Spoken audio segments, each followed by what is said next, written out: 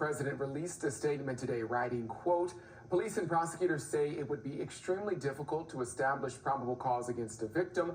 Police have already established the white people involved as being victims." As David Winter reports, this all comes as a seventh person is arraigned for the incident, raising racial tension in a city already feeling the pressure.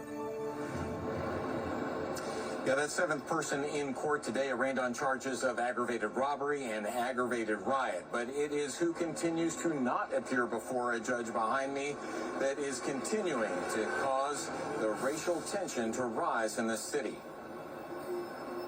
It's a powder keg. It's a powder keg. The attorney for the latest African-American man arrested for what police are calling a riot is referring to the potential explosive situation building in Cincinnati. 32-year-old Gregory Wright appearing for his arraignment this morning. While a gentleman is getting pummeled on the ground, like literally beaten in the face, we have video of Mr. Wright reaching up, grabbing a hold of the neck of the victim and jerking a chain off of his neck. But what the judge did in the midst of the arraignment may speak volumes to the rising tension in the city. Can we send a couple of deputies to the outside so to make sure that while I conduct this hearing, that everyone understands that everyone is to be cool, to keep their cool. 7 people have now been arrested for the melee at 4th and Elm, all of them African-American, none of them from the group of 6 Caucasian people police are calling victims. We as a city have blown this. Cincinnati City Councilman Scotty Johnson. It's time to make these charges. And Vice Mayor Jan Michelle Lemon Kearney spoke out yesterday at a meeting of black community leaders demanding all of those involved in the incident be charged, not just the black people. They were reacting to videos showing one of the white victims yelling the N-word while the other appears to be gesturing for a fight, then slapping a black man before getting knocked to the ground.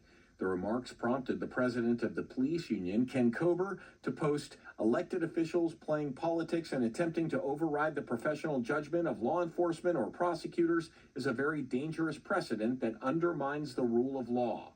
The defense attorney for that 7th suspect saying what's dangerous is how police are conducting this investigation. If, in fact, you start out with the narrative that they're quote-unquote victims just based upon what you've seen in a video, that's a problem.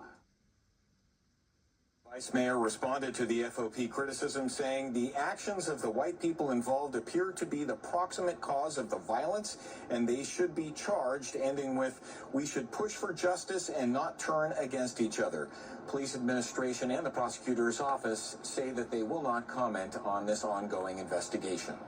Reporting live from the Justice Center, David Winter, back to you in the studio. All right, David, thank you so much. And Mayor Aftab Pureval says the city has started working with the Ohio State Highway Patrol to coordinate troopers taking over patrolling highways in the city. He says doing that will allow Cincinnati officers to concentrate more on being visible in neighborhoods and combat crime.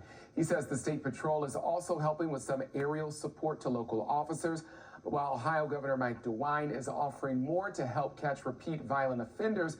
Pureval says the city can only accept so much. The fundamental truth here is that CPD officers and the Cincinnati Police Department police the city of Cincinnati. They have signed on to the collaborative agreement. They have committed with City Hall on the processes after a critical incident like an officer-involved shooting. And we take those commitments very, very seriously. Mayor Pureval says talks are continuing with the governor's office and Ohio's Homeland Security chief about other ways the state can help.